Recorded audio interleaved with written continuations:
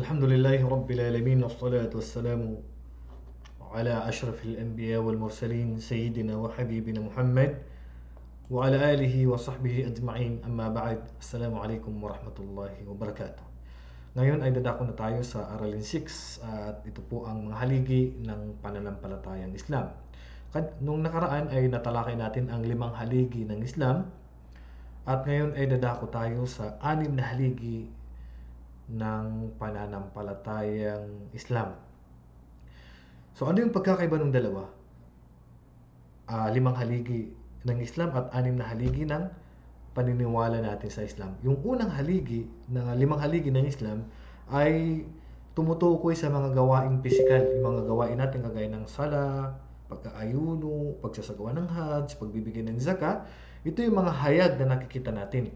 Kapag naman 6 na haligi ng paniniwala, kaya mas mataas ang kanyang antas dahil ito yung paniniwala ng ating puso. Yung haligi ng Islam ay ang gawain ng ating katawan, kagaya ng pagsujud, kagaya ng pagbibigay ng zakah, kagaya ng pagsasagawa ng hajj, kagaya ng pag-aayuno. Samantala itong haligi ng paniniwala o pananampalataya sa Islam o pananampalatayang Islam ay gawain ng puso. Ito ay gawain ng puso na walang nakakaalam dito kundi ang Allah subhanahu wa ta'ala lamang. Una, ang paniniwala sa kaisahan ng Allah, al-imanu billah, an tu'mina billah, ang paniniwala sa kaisahan ng Allah. Pangalawa, ang paniniwala sa kanyang mga anghel. So, ang paniniwala natin sa anghel ng Allah subhanahu wa ta'ala. Dito sa una, ang paniniwala sa Allah subhanahu wa ta'ala sa kanyang kaisahan, sa kanyang mga pangalan, sa kanyang mga katangian, na siya ay nag-iisa lamang dito. Wala siyang katambal, wala siyang anak, wala siyang ama, at hindi siya nagkatawang tao. Pangalawa, paniniwala sa kanyang mga anghel. Maniniwala tayo na ang Allah subhanahu wa ta'ala ay mayroon siyang mga anghel. Ang kanyang mga anghel ay hindi rin nabanggit ang kanilang kasarian. Sila po ay makapangyarihan din na binigyan ng Allah subhanahu wa ta'ala ng kapangyarihan at hindi sila susuway sa anumang kautusan sa kanila ng Allah subhanahu wa ta'ala. At ang mga anghel na ito ay mayroon silang mga pakpak at mayroon sa kanilang 2 at 4 ang pakpak, 6 ang pakpak, 600 ang pakpak, 600 ang pakpak, kagaya ni Anghel Gabriel. Mayroon sa kanila na binanggit ang pangalan, mayroon at marami sa kanila ang hindi nabanggit ang pangalan. So, dapat nating paniwalaan na mayroong mga anghel at wala pong dapat na makakita sa anghel na pinahintulutan lamang ng Allah kundi ang mga propeta lamang. Pangatlo, paniniwala sa kanyang mga kapahayagan. May mga kapahayagan na nabanggit sa atin at may mga kapahayagan na hindi po nabanggit sa atin. Halimbawa ng mga nabanggit na kapahayagan kagaya ng ibinaba kay Abraham a.s. yung Suhuf, kay Musa a.s. yung Taura, yung ibinaba kay Dawud a.s. yung Zabur, yung ibinaba kay Isa a.s. yung Injil, at yung ibinaba sa propeta sallallahu alaihi wasallam ang huling kapahayagan, ito po ang Quran. Hindi po nangangahulugan na yan lang po ang mga kapahayagan. Marami pa pong kapahayagan na hindi po naikwento sa atin. At wala pong natira na kapahayagan sa kasalukuyan na hindi po nabago maliban po sa Quran dahil ang mga kapahayagan noon ay nawala na po ang mga original nito. Pang-apat ay paniniwala sa kanyang mga sugo. Ganun din po ang mga sugo ng Allah subhanahu wa ta'ala at sa kanyang mga propeta. Dapat tayo maniwala sa kanila na banggit man ng pangalan o hindi po nabanggit ng kanilang mga pangalan. Sa Quran ay nabanggit po sa Quran na 25 ang pangalan ng mga propeta. At ayon sa hadith ng propeta sallallahu alaihi wasallam, ang dami ng propeta ay 124,000. 124,000 ang dami ng mga propeta. At ang dami naman ng sugo ay 315. 315 ang dami naman ng sugo. So ano pagkakaiba ng propeta at sugo? Ang sugo ay mayroong kapahayagan na ibinabasa kanila kagaya nila Muhammad sallallahu alaihi wasallam, yung Quran, kagaya ni Jesus, yung Injil, may kapahayagan na ibinabasa kanila. Ang propeta walang kapahayagan. Isa lang ito sa pagkakaiba. Pangalawang mga pagkakaiba nila sa propeta at ang sugo. Ang propeta ay inutusan lang siya na iparating ang aral mula sa Allah subhanahu wa ta'ala sa kanyang mga tao, sa kanyang kinasasakupan. Samantala ang sugo ay inutusan siya na iparating ang kanyang aral sa lahat ng nasasakupan niya at labas pa sa kanyang nasasakupan. Ibig sabihin sa buong mundo. Pero pareho silang may revelasyon mula sa Allah subhanahu wa ta'ala, at mayroon sa kanila na direktang kinausap ng Allah, at mayroon sa kanila na hindi direktang kinausap ng Allah, kundi nagpadala siya ng sugo na mula sa mga anghel na ang pangalan ay si Anghel Gabriel. Panglima ay paniniwala sa huling araw. Maniniwala tayo na may araw ng paghuhukom. So, obligado po na maniwala tayo na mayroon pong araw ng paglilitis, araw ng paghuhukom, kukwintahin ang mabuting nagawa mo at ang masamang nagawa natin. So, dito po magtatagumpay lamang ang silang mga mananampalataya at sumamba lamang sa kaisahan ng Allah subhanahu wa ta'ala. At ang panghuli ay paniniwala sa tadhana o kahihinatnan o takda. So, mabuti man o masama, mabuti man o masama. Paano natin nasabi mabuti man o masama? Alam mo, may nakatakda sa'yo na matanggap ka sa trabaho, nakatakda na magkaroon ka ng anak, nakatakda na magkapag-asawa ka ng maganda at gwapo, nakatakda na magkaasawa ka ng relihiyosa o relihiyoso. So, isa itong takdang maganda. Meron namang takda na hindi maganda. Siyempre, ito ay nakatakda sa iyo ng Allah subhanahu wa ta'ala na matayan ka, natanggal ka sa trabaho. Lahat ito ay tanggapin natin. Lahat ito ay nakatakda. Kaya sa Islam, wala pong nagpapakamatay. Wala pong nagbibigti. Kasi lahat po ay kasama yan sa haligi ng ating pananampalataya na anumang dumating sa buhay natin na isang pagsubok, ito man ay mabuti o kaya ay hindi mabuti, ito po ay kabilang lamang sa pagsubok ng Allah at dapat nating paniwalaan kasi kasama ito sa haligi ng pananampalatayang Islam. Kaya obligado po na tanggapin natin ang anumang itinakda sa atin ng Allah subhanahu wa ta'ala. Ngayon pupunta tayo sa paniniwala sa kaisahan ng Allah at ito po ang Tauhid.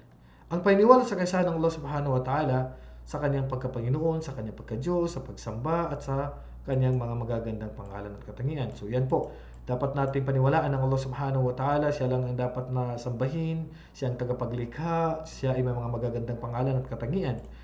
Ang kahulugan ng Tauhid ay ang kaisahan ng Allah sa pagsamba at ito ang mensahe ng lahat ng mga propeta at ipinadala ng Allah sa kanyang mga alipin.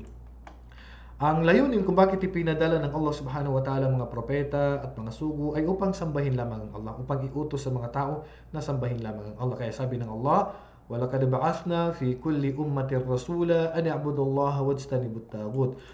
Katotohanan, kami ay nagpadala sa bawat mamamayan ng isang sugo upang ipahiwatig sa kanila na sambahin lamang ang Allah at iwasan ang tagut o mga sinasamba maliban sa Allah. Anong ibig sabihin ng tagut? Ang tagut ay lahat ng sinasamba maliban sa Allah, maging ito man ay rebulto o kaya ay tao kagaya ni Firaun, tagut. Kasi inutos niya sambahin siya. Si Namrud, ganun din, inutos niya na sambahin ang sarili niya. Yung mga rebulto, ang tawag niya ni tagut. Yung mga hari na gusto nila kilalanin siya ng Diyos, sila ay mga tagut. So dapat hindi sila dapat ang sambahin, ang dapat na sambahin ay ang Allah. Mga paalala, hindi maaari magkaroon ng tauhid ang isang tao hanggat hindi niya ginagawang isa ang Allah sa lahat ng uri ng kanyang pagsamba. Kailangan, kung mahal mo ang Allah, mahal mo ang Diyos, hindi mo siya bibigyan ng anak, hindi mo siya bibigyan ng ama. Hindi mo sasabihin na siya ay nagkatawang tao. Hindi po sapat yun. Kung sasabihin mo lang ang Diyos ay isa lang, tapos sasabihin mo may anak naman pala. Waladu billah. Pangalawa, isa sa malaking biyaya ng Allah sa kanyang nilalang ay ang kanyang pagpapadala ng mga sugo upang mapatnubayan ang mga tao sa tuwid na landas. So, isa sa habag at pagmamahal sa atin ng Allah subhanahu wa ta'ala ay nagpadala siya ng mga sugo at mga propeta upang ipahayag sa atin ng tama at mali. Kasi kung walang mga propeta, paano natin malalaman ng katotohanan? Kaya lagi natin sinasabi sa mga kababayan natin, mga hindi Muslim, ano ba ang dala ng mga propeta na aral? Dito natin malalaman na ang dala nilang aral ay ang pagsamba lamang sa Allah. Kailanman ay walang nag-utos sa kanila na sambahin si Jesus, si Maria, o ang Ama, o anumang mga Diyos-Diyosan. Pangatlo, ang mga propeta ay nag-anyaya sa lahat tungo sa kaisahan ng Allah at nagbabawat sa pagtatambal. So lahat ng propeta ay ang aral na dala nila ay ang iutos sa mga tao na sambahin lamang kaisahan ng Allah at iwasan ang pagtatambal. Okay, so ibig sabihin, nabubuo lamang ang tauhid mga kapatid sa tatlo. Ang tauhid ay nahahati sa tatlo. Tauhid ar-rububiyyah, ito yung kaisahan sa pagkapanginoon. Mamaya malalaman natin. Tauhid al-uluhiyyah, ito ang paniniwala sa kaisahan ng Allah sa pagsamba. Okay? Ito sa pagkapanginoon lang. Dito dapat sambahin mo siya.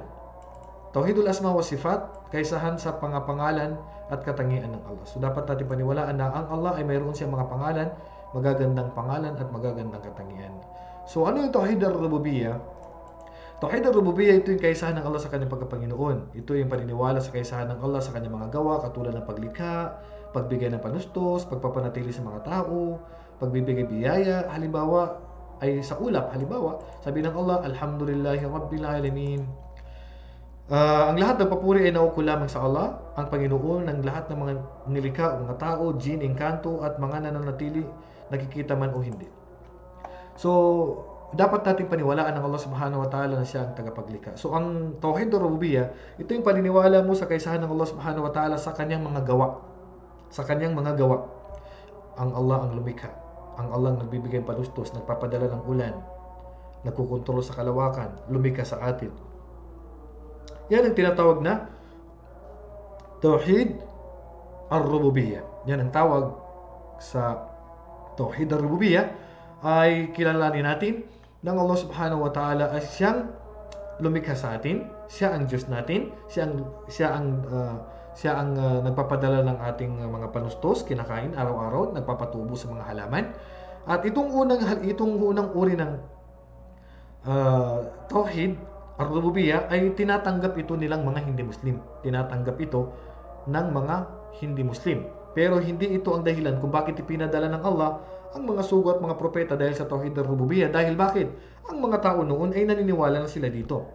Pag tinanong mo sila kung sino ang Allah, wala in sa'altahum man khalaqas samawati wal ard la yaqulunna Allah. Pag tinanong mo yung mga tao, mga hindi Muslim, kung sino ang lumikha sa langit at lupa, ang sasabihin nila ang Allah. Pero naging Muslim ba sila? Hindi sila naging Muslim dahil sa paniniwala nila na ang Allah ang siyang tagapaglikha. Hindi po sapat yun. Kaya ang Allah Subhanahu wa Ta'ala, sabi niya, "Kul may yarzuqukum minas sama'i wal ardi am may yamliku as-sama' wal absara wa may yukhrijul hayya minal mayyit wa yukhrijul hayya minal mayyit minal hayy wa may yudabbiru al-amra fasayaquluna Allah faqul afala tattaqun." Okay, so ito ang sabi ng Allah. Sabihin mo Muhammad sa kanila mga hindi Muslim. Sino ang nagbibigay ng biyaya sa inyo mula sa langit at lupa? Pag tinanong mo yung mga hindi Muslim, ito ang isasagot nila. O sino ang nagmamay-ari ng pandinig at paningin? At sino ang makapagbibigay buhay sa patay at makapagdudulot ng kamatayan sa nabubuhay? At sino ang namamahala sa lahat ng pangyayari at kanilang sasabihin? Ang Allah. Di ba? Sasabihin nila ang Allah. Pero hindi naman nila kayang sambahin. Bibigyan pa nila ng anak, magulang. Anong klaseng paniniwala yan? Sabihin sa kanila, ya Muhammad, hindi pa ba kayo matatakot sa pagbibigay katambal sa pagsamba sa Allah? Naniniwala naman kayo ng Allah ang siyang lumikha, tapos bibigyan nyo ng anak, may rebulto, may imahe. Anong klaseng utak yan? Saan ninyo nilagay ang inyong matinong pag-iisip? Nilikha ka ng Allah, tapos sasamba ka maliban sa Kanya? Subhanallah. Kaya sabi ng Allah, sabihin mo Muhammad, Qul limanil ardu wa man fiha in kuntum ta'lamun. Sabihin mo Muhammad sa kanila, sino ang nagmamay-ari ng kalupaan at ang mga nilalaman nito kung sakaling alam nyo? Sino pa bang nagmamay-ari? Ang Allah. Bakit hindi nyo kayang sambahin? Sayaqulun Allah, qul afala tadhakkarun. Tiyak na ang kanilang sasabihin, ito ay sa Allah. Sabihin, hindi ba rin nyo naalala? Subhanallah. Sino pa bang nagmamay-ari sa kalawakan at kalangitan, tapos pagdating sa pagsamba, ang sinasamba niyo maliban sa Allah? Sayaqulun Allah. Sasabihin nila ang Allah Subhanahu wa Ta'ala. So yan, mga kapatid. Paalala, so basahin niyo na lang po yung mga nasa taas. Paalala, ang kaisahan ng Allah sa kanyang gawa ay nangangahulugan ng paniniwala na ang Allah lamang ang lumikha at nagbigay ng biyaya, at siya lamang ang bumubuhay at bumabawi ng buhay at iba pang kanyang mga gawa. So, ang Allah Subhanahu wa Ta'ala, ang ibig sabihin ng Tauhid ar-Rububiyyah, ang paniniwala ng Allah ay makapangyarihan, siyang tagapaglikha, siyang nagkumukuha ng buhay, siyang pumapatay, siyang naglalabas ng buhay ng tao. So, yan ang Tauhid ar-Rububiyyah. Ang mga hindi Muslim o hindi mananampalataya, ang kuffar o hindi mananampalataya, nang dumating sa kanilang sugo ng Allah, sila'y naniniwala sa Tauhid ar-Rububiyyah, kaisahan ng Allah sa kanilang pagkapanginoon. Ngunit, ang kanilang pananampalataya ay walang kabuluhan dahil tinakwil nila ang pagsamba sa Allah. Kasi naniniwala lang naman sila na ang Allah tagapaglikha, pero hindi naman nila kayang sambahin. Pangatlo, sino man ang naniniwala na ang Allah ang siyang lumikha sa kanya at nagbigay sa kanya ng biyaya, ngunit hindi niya sinamba ang nag-iisang Allah, katunayan siya ay musyrik, nagtatambal. Halimbawa, naniniwala ka ang Allah ang siyang Diyos, pero hindi naman niya sinasamba. Kafir, musyrik. Bakit? Hindi na sinasamba ang Allah. Subhanahu wa Ta'ala. Kaya hindi po hindi po tayo nilikha ng Allah dahil sa tauhidur rububiyyah. Hindi nagpadala ang Allah dahil sa tauhidur rububiyyah sa mga sugat mga propeta, hindi niya sila ipinadala dahil sa tauhidur rububiyyah. Bakit? Kasi ang mga tao na dinatna ng mga propeta at mga sugo ay naniniwala sila sa tauhid ar-rububiyyah na ang Allah ang tagapaglikha, pero hindi naman sila sumasamba. Ito ang dahilan sa pangalawa, tauhid al-uluhiyyah. Ito ang dahilan kung bakit tayo nilikha ng Allah. Ito ang dahilan kung bakit nagpadala ang Allah ng mga sugo at mga propeta dahil sa tauhid al-uluhiyyah. Ang tauhid al-uluhiyyah, ito yung kaisahan ng Allah sa pagsamba pagka-Diyos. Ito yung paniniwala mo na dapat ang Allah lamang ang siyang Diyos na karapat dapat sambahin, walang anak, walang ama, at hindi nagkataong tao. So, dapat kung ikaw ay mag-aalay, kung ikaw ay aalay ng hayop, mananalangin, mangako, magsasakripisyo, maghingi, matakot, magmahal, gumalang, pagpapakupko, pagpapatulog, pagpapakumbaba, at iba pa, dapat gagawin mo ito para lamang sa Allah. At ito ang dahilan kung bakit tayo nilikha ng Allah subhanahu wa ta'ala, dahil sa tauhidul uluhiyyah. Ang tauhidul uluhiyyah, ito yung paniniwala mo na ang Allah lamang ang siyang karapat dapat na sambahin. At wala nang iba pang sasambahin maliban sa Kanya. Manalangin ka lamang sa Kanya. Humingi ka sa Kanya ng tulong. Magpatira pa ka lamang sa Kanya. Mag-alay ka ng hayop lamang sa Kanya. May mga taong nagsasabi na kung nais mong dumaing sa direktor ng kumpanya bilang isang manggagawa, ay hindi ka maaaring dumiretso sa kanyang opisina. Kinakailangan makipag-ugnayan ka sa mga supervisor na madudulog na ang inyong hinaing sa manager. Kung saan siya ay, okay, so hindi natin pahabain. Ang Allah subhanahu wa ta'ala, hindi siya kagaya ng mga manager. Hindi siya kagaya ng mga direktor. Ang Allah subhanahu wa ta'ala, direkta kang manalangin sa kanyang kapatid. Bakit mo pa kailangan idaan kay Jesus o sa ribulto? Ang Allah subhanahu wa ta'ala, kanyang sinabi, وَقَالَ رَبُّكُمُ ادْعُونِي أَسْتَجِبْ لَكُمْ إِنَّ الَّذِينَ يَسْتَكْبِرُونَ عَنْ عِبَادَتِي سَيَدْخُلُونَ جَهَنَّمَ دَاخِرِينَ. Ang sabi ng Allah, at ang inyong Panginoon ay nagwika, manalangin kayo sa akin, at didinggin ko kayo. Katotohanan ng sino mang humamak sa pagsamba sa akin ay katiyakang papasok ng kahiyahiya sa impyerno. Ang sabi ng Allah, manalangin kayo sa akin. Hindi niya sinabing dumaan muna kayo kay Muhammad, dumaan muna kayo kay Jesus, dumaan muna kayo sa ribulto bago ko pa dinggin, tugunin ang inyong panalangin. Kaya, isang pagtatambal at nagpapalabas sa tao sa Islam ang manalangin siya at idadaan pa niya sa mga libingan, sa tao, kay Jesus, sa ribulto ang kanyang panalangin. Direkta po tayong manalangin dapat sa Allah. Kasi pag nanalangin tayo, hindi sa Allah subhanahu wa ta'ala, labas po kayo sa Islam. Okay? So ang Allah subhanahu wa ta'ala, hindi niya kailangan ng santo, hindi niya kailangan ng ribulto, hindi niya kailangan ng propeta na doon kayo dumaan ang panalangin sa kanila. Ang mga propeta at mga sugo ay nagturo lamang sa atin kung paano sambahin ng Allah, pero hindi nila sinabi na sambahin natin ng Allah. Ittakhadu ahbarahum wa ruhbanahum arbaba min dunillah. Ito ang ginawa ng mga tao noon. Ginawa nila ang kanilang mga mga maalam sa kanilang religion, monghe, bilang mga Panginoon kasama ang Allah subhanahu wa ta'ala. Sinasamba nila ang Allah at the same time sinasamba nila ang kanilang mga monghe. Kaya sabi ng propeta sallallahu alaihi wasallam, hindi ba nila ginawang haram? Yung pinuno na yung halal, ginawa niyang haram, yung haram, ginawa niyang halal, yun ay isang uri ng pagsamba. Alam mo, may hari, may pinuno, sabi niya ang alak ay halal. Ang pag-aasawa na hindi na kailangan ikasal ay halal. Ang baboy ay halal. Ang tinapay ay haram. So, binabaliktad yung hatol. So, sabi ni Adi ibn Hatim, sabi niya, hindi naman namin sila sinasamba ya Rasulullah. Paano yun matatawag na pagtatambal? Sabi ng propeta sallallahu alaihi wasallam, hindi ba nila ginawang haram kung ano ang ginawa ng Allah na halal? At ginawa ninyong lahat ito na haram. Kumbaga, sumunod kayo sa kanila. At ginawa nilang halal kung ano ang ginawa ng Allah na haram. At ginawa ninyo itong halal. Siya ay sumagot siya nga oo. At sinabi ng propeta sallallahu alaihi wasallam, iyan ang pagsamba ninyo sa kanila. Yung pagsunod sa kanila na yung halal ay ginawang haram at yung haram ay ginawang halal, hindi ka naman sumamba pero sumunod ka sa kanila, isang uri ito ng pagsamba na mapapalabas ka sa Islam. Kaya kung alam mong haram, ba't ka susunod sa kanila na gagawin mong halal ito? Waliyadu billah. Hindi po kinakailangan na magpatira pa ka pa sa tao para lumabas ka sa Islam. Hindi. Kahit hindi ka nagpatira pa sa tao, kung mayroong hinaramang pinuno na alam mong halal at ginawa mong halal din sa sarili mo at sumunod ka, labas ka sa Islam. Kasi sinasamba mo siya.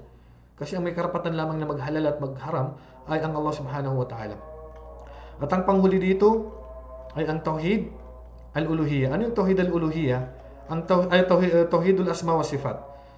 So ang tauhidul asma wa sifat, ito naman yung ang Allah subhanahu wa ta'ala ay ang paniniwala sa Kanya na siya ay may mga magagandang pangalan at katangian. May mga magaganda siyang pangalan. Ang nabanggit sa hadith ay 99, pero hindi nangangahulugan na ang pangalan ng Allah ay 99 lang. Okay? So, ang sino makasaulo dito at magawa niya may sa buhay niya, ay makakapasok siya sa paraiso. Allahu la ilaha illa huwal asmaul husna. Sabi ng Allah, ang Allah, walang Diyos maliban sa Kanya, siya ang nagtataglay ng pinakamagandang mga pangalan.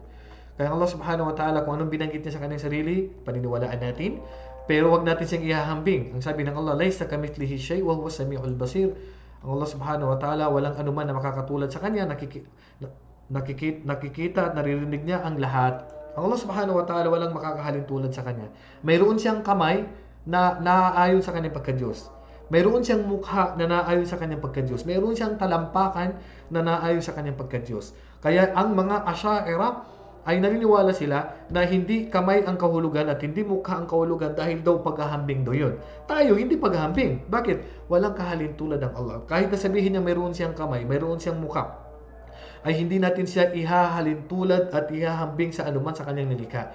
Kundi ang kanyang katangian na ito ay naayon sa kanyang pagka-Diyos. Kaya kailanman, kung ano pong binanggit ng Allah sa Quran, ang kanyang katangian at binanggit niya sa hadith, ay hindi natin babaguhin ang kanyang kahulugan, maliban kung hindi ito ang kanyang kahulugan at may magpapaliwanag dito. So, hindi tayo kagaya ng Asy'ariyah. Ang Asy'ariyah, ang akida nila, ang paniniwala nila, ang Allah subhanahu wa ta'ala ay wala siyang katangian na ganun. Wala siyang mukha, wala siyang kamay, wala siyang talampakan. Samantala, binanggit ito ng Allah sa Quran at hadith. Siya mismong nagbanggit. At hindi ito in-explain ng Propeta sallallahu alaihi wasallam. Hindi na ito in-explain ng mga sahaba. Anong ibig sabihin dito? Yun na yun. Yun na yung kamay. Yun na yung mukha. Yun na yung talampakan. Pero ang tanong, kagaya ba ng talampakan at paa at kamay natin? Hindi po. Naayon sa kanyang pagka-Diyos. Laysa kamithlihi shay', ang sabi ng Allah, laysa kamithlihi shay' wa huwas samiul basir. Walang anuman na makakatulad sa kanya. Nakakakita siya at nakakarinig. Hindi ba ang salitang nakikita at naririnig ay katangian natin? Pero hindi ang pagkarinig ng Allah at pagkakita niya kagaya ng pagkakita at pagkarinig natin. Hindi ba paghahambing yun? Paghahambing pero walang paghahambing sa dalawa. Yung nakakakita ko, nakakarinig pero malayo ang pagkakaiba natin dahil walang kahalintulad ang Allah subhanahu wa ta'ala. Sa katuruan ng mga Kristiyano at mga Hudyo nakasaad na ang Allah ay gumugugol ng 6 na araw sa paglikha ng sanlibutan at pagkatapos ay nagpahinga. Wala dubil na nagpahinga na sa 7 araw. Ang Allah hindi siya natutulog, hindi napapagod. Yan ang paniniwala nila, nagpahinga daw ang Allah subhanahu wa ta'ala. Ang Allah ay tinuruan lang niya tayo. Kaya niyang likhay ng araw at ang buwan at kalangitan ng isang kislap mata lang. Pero tinuruan niya tayo kung paano po bigyan ng pagpapahalagang mga araw.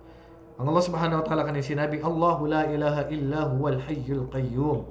Sinabi ng Allah subhanahu wa ta'ala, ang Allah ay walang ibang Diyos maliban sa Kanya, ang laging buhay, ang tagapanatili sa lahat, hindi siya napapagod o di kaya ay natutulog. Ang Allah ay kailanman hindi napapagod at hindi natutulog. Kaya ang Allah ay makapangyarihan. Ang Allah subhanahu wa ta'ala, kung anong binanggit niya na kanyang katangian sa Quran at Hadith, paniwalaan natin. Huwag natin babaguhin ng definition. Huwag natin bibigyan ng meaning. Bakit? Hindi binigyan ng propeta ng meaning. Hindi binigyan ng mga sahaba ng meaning. Ibig sabihin, kung ano yung tinutukoy doon, yun na po yun. Kung ano yung tinutukoy doon, yun na po yun. Okay? Paalala na dapat na paniwalaan ang mga pangalan at katangian ng Allah. Dapat paniwalaan natin kung ano binanggit ng Allah, nabanggit pa niya ang kanyang pangalan o hindi, dapat tayong maniwala doon. At ang panguli, ang mga pangalan at katangian ng Allah ay malalaman mula sa Quran at Hadith. Kasi ang batayan natin sa akida ay Quran at Hadith lang po. Hindi na po tayo pwedeng lumabas dyan. Okay? At kung ano po yung pagkaunawa ng mga mabubuting salaf, kung ano yung paliwanag sa atin ng mga salaf at mga eskulat natin, ay yun po ang ating paniniwalaan. Okay? So yun lang po mga kapatid. Naway nakapulot tayo ng aral sa tinalakay natin ngayon. Hanggang dito na lamang. Wallahu a'lam wa sallallahu ala nabiyina Muhammad wa ala alihi wa sahbihi ajma'in. Assalamu alaikum wa rahmatullahi wa barakatuh.